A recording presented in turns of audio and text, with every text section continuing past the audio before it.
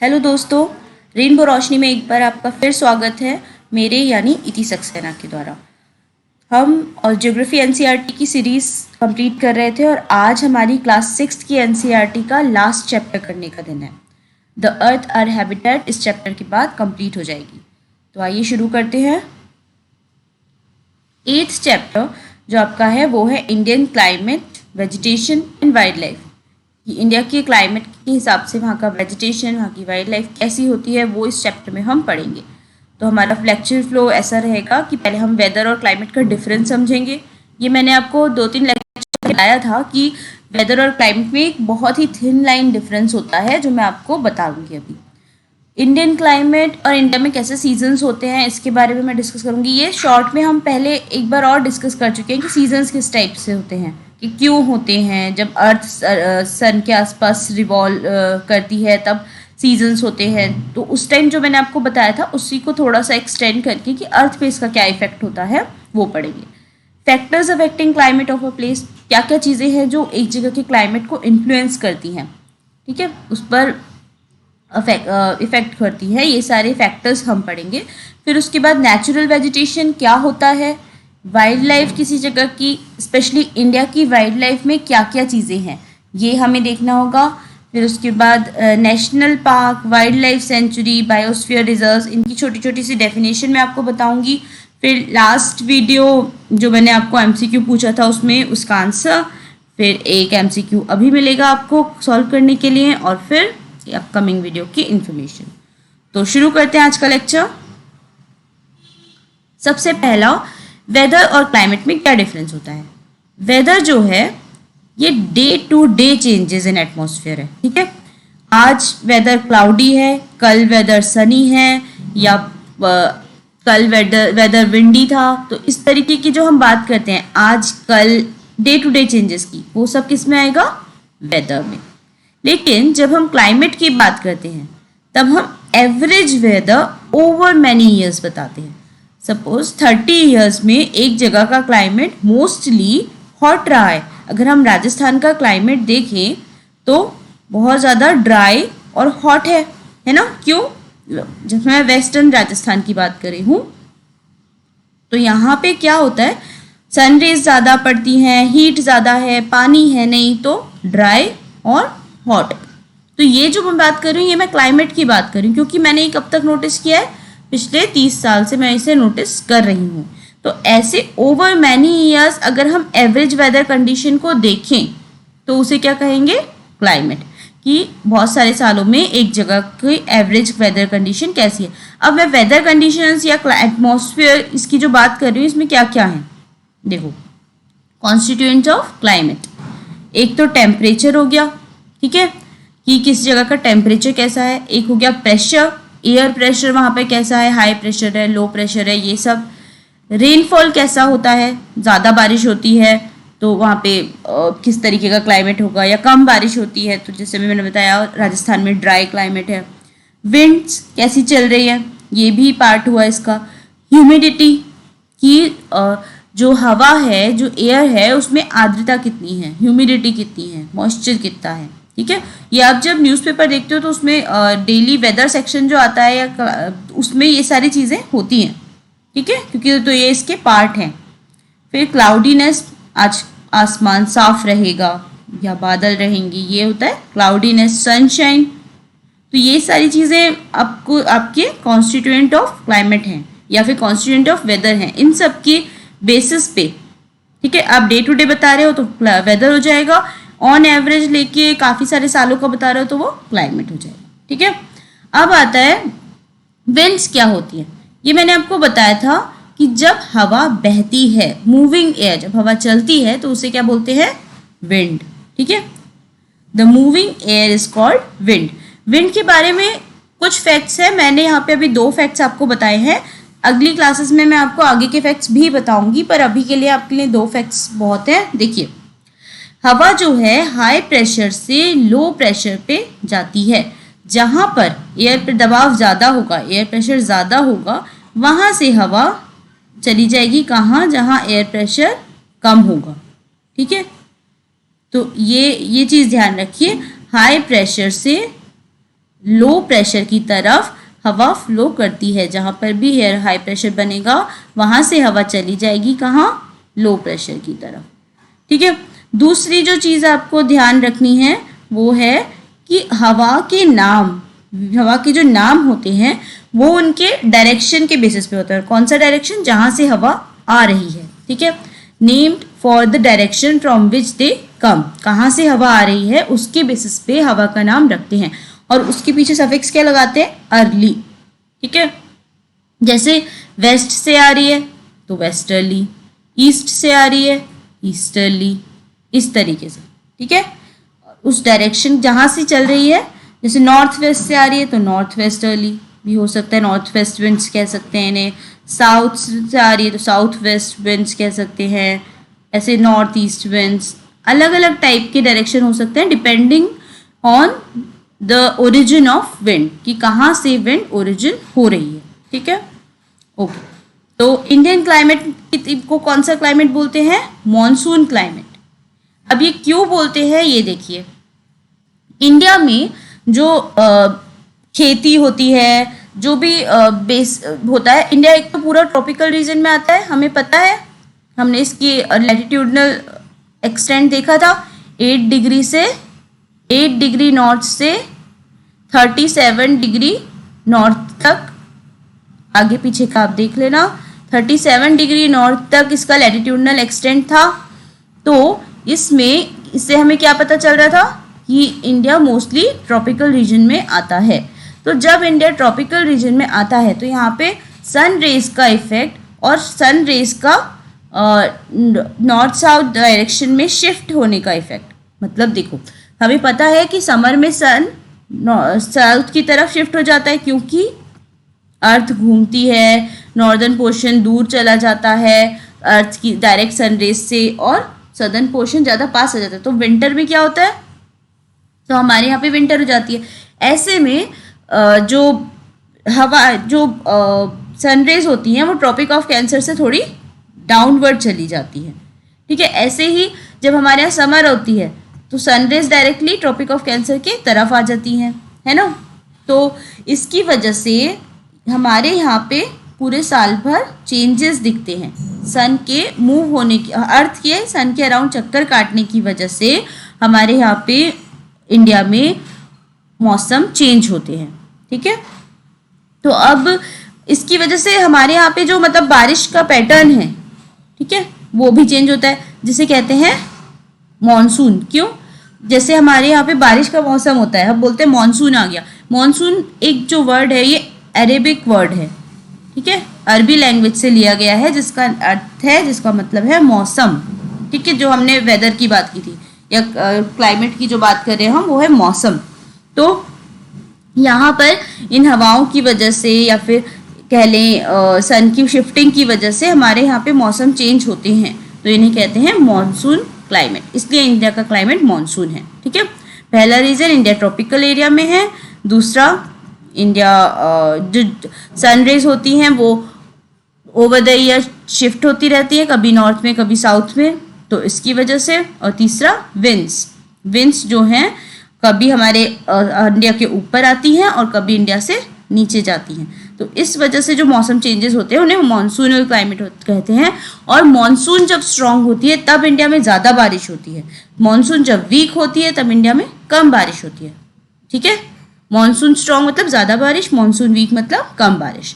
अब कितने सीजन होते हैं इंडिया में? इंडिया में 4 सीजन होते हैं। पहला विंटर, समर और रेनी सीजन, जिसे हम ऑनसेट ऑफ मॉनसून कहते हैं, मतलब मॉनसून आ गया। ऑटम, मॉनसून रिट्रीट, जब मॉनसून वापस जा रहा है। अब कैसे होगा वो सब हम देखेंगे। विंटर सीजन जो है वो दिसंबर से फरवरी तक का होता है। ठीक है। दिसंबर, जनवरी, फरवरी में ठंड बढ़ जाती है इंडिया में, तो इसे कहते हैं विंटर सीजन, सर्दी का मौसम। ठीक है। सनरेज जो होती हैं वो इस रीजन में डायरेक्टली नहीं पड़ती। देखो यहाँ सन है, यहाँ हमारी टेढ़ी अर्थ है और ये हमारी टिल्टेड एक्सिस है। ठीक है। जब अर्थ घूम रही है तो जो सनरेज पड़ रही हैं वो सदर्न हेमिस्फीयर में ज़्यादा पड़ रही हैं as compare to northern hemisphere. ठीक है, क्योंकि northern hemisphere mostly away from sun है। ठीक है, तो इस वजह से यहाँ पे डायरेक्ट सनरेज ज़्यादा नहीं पड़ पा रही। तो यहाँ पे सनरेज अगर डायरेक्ट नहीं पड़ेंगी तो हीट इफेक्ट कम हो जाएगा, मतलब कंडीशन कैसी होगी, कोल्ड वेदर। ठीक है, इस टाइम क्या होता है, शॉर्ट डेज होते हैं, लॉन्ग डेज होते हैं। और 22 दिसंबर को क्या आ जाता है, जब शॉर्टेस्ट डे होता है और लॉन्गेस्ट नाइट होती है, तो क्या आता है 22 दिसंबर को, इस टाइम आता है, ये आप मुझे बताओगे, मैं आपको बता चुकी हूँ ये। ठीक है, 22 दिसंबर को क्या आता है। ओके, सॉल्स्टिस है ये, विंटर सॉल्स्टिस। ओके, फिर है समर सीजन। समर सीजन क्या होता है, समर सीजन में अब उल्टा हो गया, अब अर्थ इधर आ गई, टिल्टेड अर्थ हमारी, सॉरी एक मिनट थोड़ा सा, ओके ठीक है, इसे सन यहाँ पे बनाते हैं। ठीक है, अब यहाँ पे नॉर्दर्न हेमिस्फीयर जो है, अर्थ को अगर हम ऐसे नॉर्दर्न और सदर्न हेमिस्फीयर पे काम करें, सन रेज डायरेक्टली कहाँ पे ज़्यादा पड़ रही हैं, नॉर्दर्न हेमिस्फीयर पे ज़्यादा पड़ रही हैं अर्थ के टिल्ट और रिवोल्यूशन की वजह से। तो इस time sun rays directly region में पड़ेंगी। ठीक है, नॉर्दर्न रीजन में, तो क्या होगा, ज़्यादा सन रेज मतलब ज़्यादा हीट, मतलब हॉट वेदर कंडीशन। इस टाइम लॉन्गर डेज होते हैं और शॉर्टर नाइट्स होती हैं। तो क्या होता है 21 जून को क्या हो जाता है, ये आप मुझे फिर से बताओगे। ठीक है, हॉट एंड ड्राई विंड्स जब इंडिया में चलती हैं तो मम्मी क्या बोलती है, लू चल रही है बाहर मत खेलो। ठीक है, तो ये लू चलती है इंडिया में, जो कि गर्म हवा होती है, और ड्राई विंड्स होती है। ड्राई विंड्स का मतलब इनके साथ मॉइस्चर नहीं होता, आपको ऐसे नमी फील नहीं होगी क्योंकि इन हवा में पानी नहीं होता, तो ये दिन में चलती हैं। फिर रेनी मानसून, ऑनसेट ऑफ मानसून। अब हमारे इंडिया में मानसून आने के टाइम पे बारिश होती है। क्या होता है, ये अगर हमारा इंडिया है, ठीक है, तो ये जो अरेबियन सी है, ठीक है, यहाँ से और बे ऑफ बंगाल है, यहाँ से हवाएं इंडिया की तरफ आएंगी। ठीक है, इसे समझो। अब यहाँ से जब हवाएं आ रही हैं तो क्या है, वाटर बॉडी है अरेबियन सी और इधर बे ऑफ बंगाल, तो दोनों तरफ से ये पानी उठाकर अपने साथ इंडिया पर ले आती हैं। ठीक है, तो इंडिया पर जब पानी आता है तो इधर की तरफ जब जाएगी तो अरावली के साथ सीधी सीधी होते होते आगे निकल जाएगी। राजस्थान में बारिश नहीं हुई क्योंकि अरावली का जो डायरेक्शन है वो सीधा है। फिर जब इधर बीच में जाएगी तो विंध्या सतपुड़ा के बीच में से निकल जाएगी। ठीक है, फिर इधर नीचे की तरफ से जब जाएगी तो बे ऑफ बंगाल क्रॉस करते हुए इधर की तरफ जाएगी, तो यहाँ पे इसे पहाड़ों का थोड़ा सा हिंड्रेंस मिलेगा, जिससे ये टर्न होगी, थोड़ी सी बारिश होगी, और यहाँ पे आके दिल्ली के ऊपर का एरिया, यहाँ पे जो हिमालयाज आएंगे, उसके बाद यहाँ पे क्या हो जाएगी, बारिश।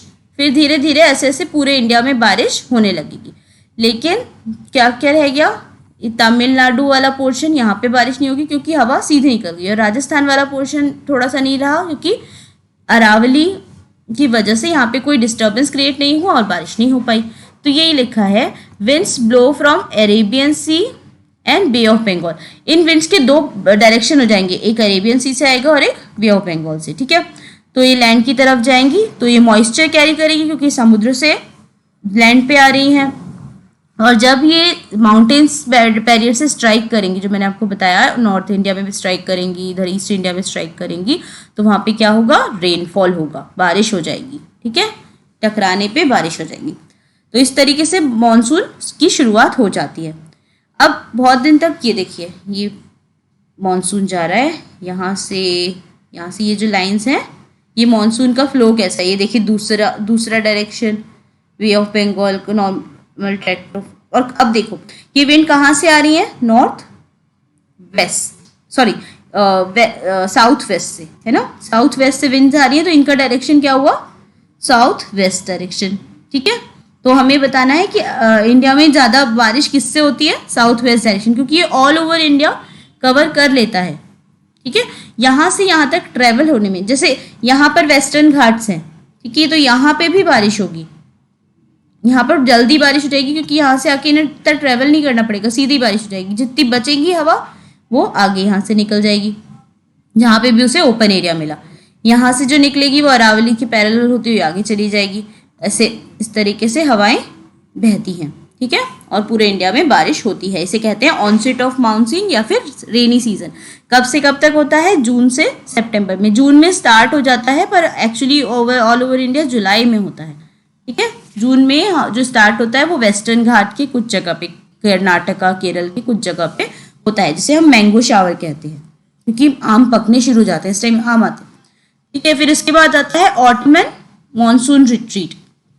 अब मॉनसून को वापस जाना है, ठीक है। वो जितनी हवा लाई थी, अब यहाँ पे जब लैंड पे तो पानी नहीं है ना, लैंड से हवाएं वापस समुद्र की तरफ जाएंगी, तब वो कैसी हो जाएंगी? ड्राई विंड्स, है ना, क्योंकि ऊपर से लैंड पे से पानी थोड़ी ले जाएंगी। तो वापस जाते टाइम क्या होता है? ड्राई विंड्स जाती हैं, तो इस टाइम बारिश होना खत्म हो जाती है। लेकिन जो यहाँ से हवाएं वापस जा रही हैं, ठीक है, जो यहाँ से हवाएं वापस जा रही हैं, उनका क्या हो रहा है? वो बे ऑफ बंगाल के ऊपर से होती हुई उड़ रही हैं। तो ये इस टाइम तमिलनाडु और के कुछ एरिया में बारिश करेंगी। तो ऑल ओवर इंडिया बारिश होती है रेनी सीजन में, लेकिन तमिलनाडु में बारिश होती है ऑटम में, अक्टूबर नवंबर में। ये उल्टा है, ठीक है, ये ध्यान रखिए। Southern part of India particularly Tamil Nadu and Andhra Pradesh receive rainfall in this season. तो ये चीज़ ध्यान रखने की है, क्योंकि यहाँ की विंड्स जो जाएंगी वो बे ऑफ बंगाल के ऊपर से होती जाएंगी, तो ये मॉइस्चर कैरिंग विंड्स होंगी जो कि यहाँ पर बारिश कर देंगी इस टाइम, ठीक है। अब आता है factors affecting climate of a place. किसी प्लेस का क्लाइमेट किस चीज़ों पे अफेक्ट होता है। ये केवल इतने फैक्टर नहीं, इसके अलावा भी बहुत सारे फैक्टर्स हैं, पर अभी के लिए आप इतने ध्यान रख सकते हैं। किसी भी प्लेस की लोकेशन क्या है। अगर कोई प्लेस, ठीक है, कोई अगर प्लेस लैटिट्यूड पे देखिए, अगर हमारा इंडिया ऊपर होता, मान लो ट्रॉपिक ऑफ कैंसर के भी ऊपर होता, तो सनरेज का इफेक्ट कम हो जाता है ना। तो जैसे मैंने आपको बताया था, फ्रिजिड जोन, फिर टेम्परेट जोन, तो इंडिया किस में आ जाता? फिर ऐसे में टेम्परेट जोन में, ठीक है। तो इसकी लोकेशन क्या है, लैटिट्यूडनल लोकेशन क्या है, उस पर डिपेंड करता है कि वहाँ का क्लाइमेट कैसा होगा। टॉरिड जोन में है तो क्लाइमेट में टेम्परेचर कैसा होगा? हाई, और उससे बाकी सारी चीज़ें भी अपने आप चेंज हो जाती हैं। देखो, हाई टेम्परेचर और प्रेशर कैसा होगा? थोड़ा सा कम। लेकिन जब ठंडे रीजन की तरफ जाएंगे तो प्रेशर बढ़ जाएगा और टेम्परेचर कम हो जाएगा। एक तरीके से कह सकते हैं कि temperature is inversely proportional to pressure in this case, ठीक है। अब आता है एल्टीट्यूड। एल्टीट्यूड मतलब हाइट, एलिवेशन। सी लेवल से किसी चीज़ की हाइट कितनी है, ये मैंने आपको पहले भी बताया था कि हिल स्टेशन पे जैसे जैसे हम ऊपर जाते रहते हैं ठंड बढ़ती जाती है। तो हाइट जो होती है वो टेम्परेचर के ऑपोजिट होती है ना। अगर ऊपर जा रहे हैं मतलब हाइट बढ़ रही है तो टेम्परेचर रिड्यूस हो रहा है, तो वहाँ का क्लाइमेट इफेक्ट हो गया, है ना। तो एल्टीट्यूड इफेक्ट करता है।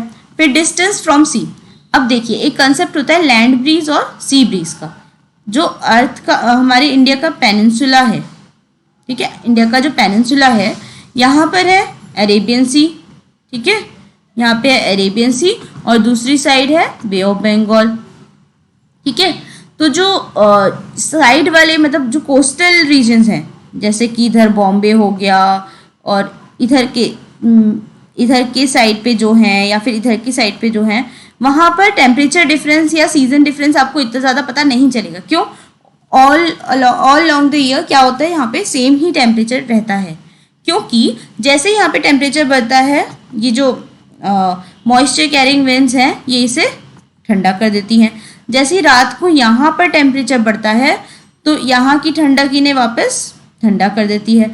तो जो समुद्र से हवा मॉइस्चर कैरिंग विंड्स दिन में लैंड की तरफ जाती है इसे कहते हैं सी ब्रीज। जो लैंड से समुद्र की तरफ जाती है इसे कहते हैं लैंड ब्रीज। तो यहाँ पे मॉडरेट टेम्परेचर होता रहता है, लेकिन एज वी गो इनसाइड मतलब अवे फ्रॉम सी, वहाँ पर क्या होता है, ये वाला इफेक्ट कम हो जाता है, नलीफाई करने वाला, जो तब वाटर बॉडीज कम कर देती हैं टेम्परेचर को या नॉर्मलाइज कर देती हैं, मॉडरेट कर देती हैं, वो इफेक्ट कम हो जाता है क्योंकि इतनी दूर तक ये ट्रैवल नहीं कर सकती।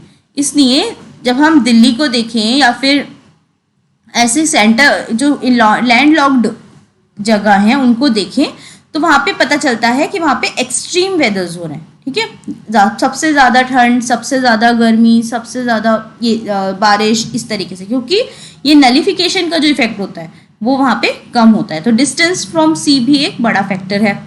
फिर है रिलीफ, ठीक है, किसी जगह की रिलीफ कैसी है, खाई है, मतलब वैली है, जैसे वैली होगी, वैली में क्या होगा, थोड़ी सी ठंडक रहेगी, लेकिन जैसे ही आप ऊपर की तरफ जाओगे यहाँ पे तो क्या होगा, सन का इफेक्ट बढ़ जाएगा, गर्मी बढ़ जाएगी। इस तरीके से उसकी शेप कैसी है, ठीक है, पहाड़, नदी, झरना, ये वाला रिलीफ पे भी काफ़ी कुछ डिपेंड करेगा। अब आता है वेजिटेशन। देखो जब गर्मी होती है लेकिन अगर हम पेड़ की छांव में खड़े हों, हल्की सी हवा चले तो हमें ठंडा फील होगा। तो वेजिटेशन, इसी तरह वेजिटेशन अगर ज़्यादा होगा तो वहाँ पे क्लाइमेट इफेक्ट हो जाएगा अपने आप ही।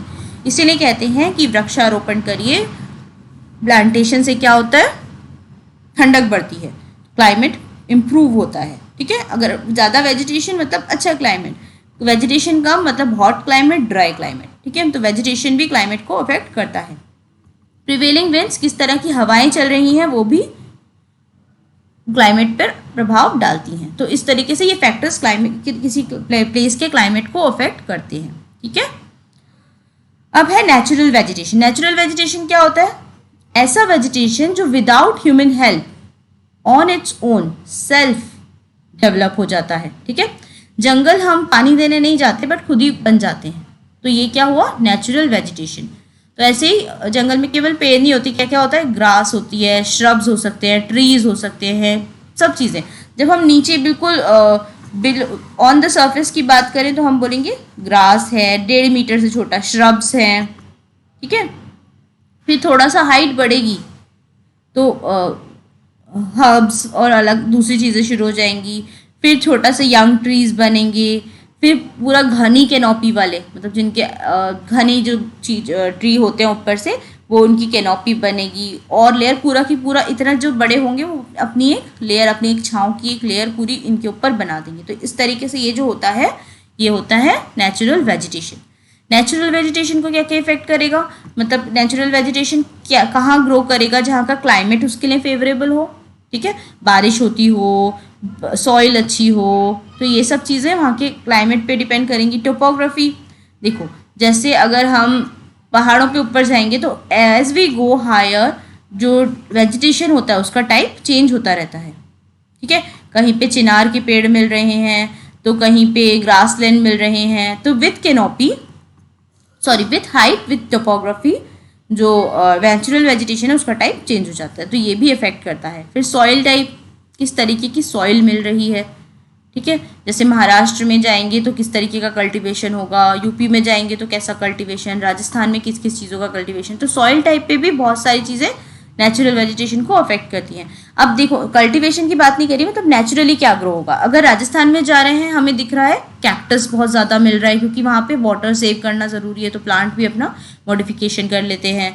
इधर केरल और तमिलनाडु इधर की तरफ जाएंगे, कोकोनट ट्रीज बहुत ज़्यादा मिलेंगे नेचुरली ग्रो होते हुए, हमें उगाने की ज़रूरत नहीं पड़ेगी। तो ये किस पे डिपेंड कर रहा है, सॉइल टाइप पे भी डिपेंड कर रहा है, ठीक है, वहाँ के क्लाइमेट पे भी डिपेंड कर रहा है, वहाँ की टोपोग्राफी पे भी डिपेंड कर रहा है। तो ये कुछ फ़ायदे हैं जो हमें एक ट्री देता है। सॉइल बाइंडिंग मतलब जब ट्री की जड़ें सॉइल में अपने आप को कस के पकड़ लेती हैं, इससे क्या होता है, बारिश आती है या फिर कुछ तेज़ हवाएं चलती हैं तो सॉइल इरोजन नहीं होता, ठीक है। वरना अगर पेड़ ना हो तो ये मिट्टी जल्दी से उड़ के बह जाए तो सॉइल इरोड हो जाए, ठीक है। लेकिन जो अगर हमने पेड़ लगा रखे हैं तो वो सॉइल को बाइंड कर लेंगे। ऐसे ही पेड़ों से हम फर्नीचर बनाते हैं, स्पोर्ट्स टूल्स बनाते हैं, लकड़ी, फ्यूल, चूल्हा वूल्हा जलाने के और इन सब की भी काम आती है।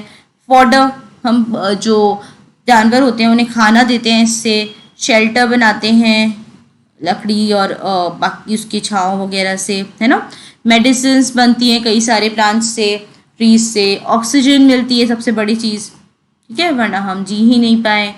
हनी मिलता है कैसे? क्योंकि मधुमक्खी इधर आती है, ट्रीज और उसको सक करती है और फिर छत्ता बनाती है, तो हमें हनी मिलता है, फ्रूट्स मिलते हैं, गम मिलता है, लाख मिलता है। नेचुरल जो वाइल्ड लाइफ होती है उनके लिए शेल्टर का काम करते हैं, जैसे घोंसले बनाती हैं, नीचे और जानवर रहते हैं, टिम्बर मिलता है, तो इस रबर मिलता है। तो इस तरीके से हमें ये सारी चीज़ें किससे मिलती हैं? प्लांट से। तो हमें प्लांट उगाने चाहिए, ठीक है। ये प्लांट्स के फायदे हो गए। अब आता है वाइल्ड लाइफ। देखो, इसके अलावा ये तो हमारे यहाँ पे जो चीज़ें हैं ना, इनको आप याद कर लो। हमारा नेशनल एनिमल क्या है? टाइगर। हमारी नेशनल बर्ड क्या है? पीकॉक। गिर फॉरेस्ट की जब भी बात आए, हम एशियाटिक लायन की बात कर रहे हैं, ठीक है। वन हॉर्न डायनासोर कहाँ मिलेंगे? असम में। एलिफेंट्स असम, केरल, कर्नाटका। ऐसा नहीं है कि इसके अलावा ये कहीं नहीं मिलेंगे, पर ये जगह हैं जहाँ पे ज़्यादा मिलेंगे। कैमल्स कहाँ मिलते हैं? Great Indian Desert, Thar desert में मिलेंगे। वाइल्ड एस, ठीक है, जंगली गधा, तो ये कहाँ मिलेगा? रन ऑफ कच्छ में। Wild goat, snow leopards, bear, ये सब हिमालयन रीजन में। इसके अलावा आप ये देखिए कि इंडिया में एनिमल डाइवर्सिटी इतनी ज़्यादा है, इतने ज़्यादा तरह के जानवर हैं। मतलब आप रेप्टाइल्स देखिए, इतने टाइप के स्नैक्स होते हैं और इतने अलग बर्ड्स होती हैं। ये सारी चीज़ें इंडिया में बहुत ज़्यादा हैं, ठीक है, बहुत ज़्यादा वाइल्ड लाइफ है। क्यों?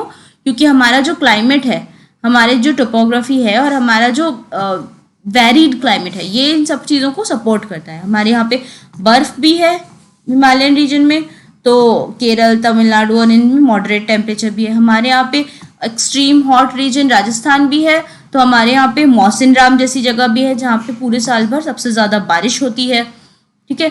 तो ये इस तरीके से हमारे यहाँ पे इतनी ज़्यादा जगह टेम्परेचर वेरिएशन और इतने ज़्यादा क्लाइमेटिक रीजन्स हैं, जिसकी वजह से वाइल्ड लाइफ को बहुत ही नेचुरल हैबिटेट मिल जाते हैं यहाँ पे सर्वाइव करने के लिए। इसलिए बायोडाइवर्सिटी यहाँ पे बहुत ज़्यादा है।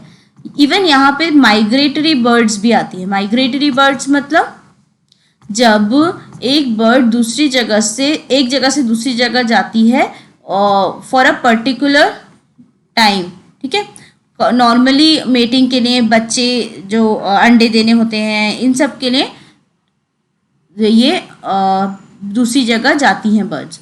तो साल भर में ये एक बार ट्रैवल करती है। तो इंडिया में भी कई बार, इंडिया में मोस्टली बहुत सारी जो माइग्रेटरी बर्ड्स होती हैं वो आती हैं, जैसे फ्लैमिंगो हो गया।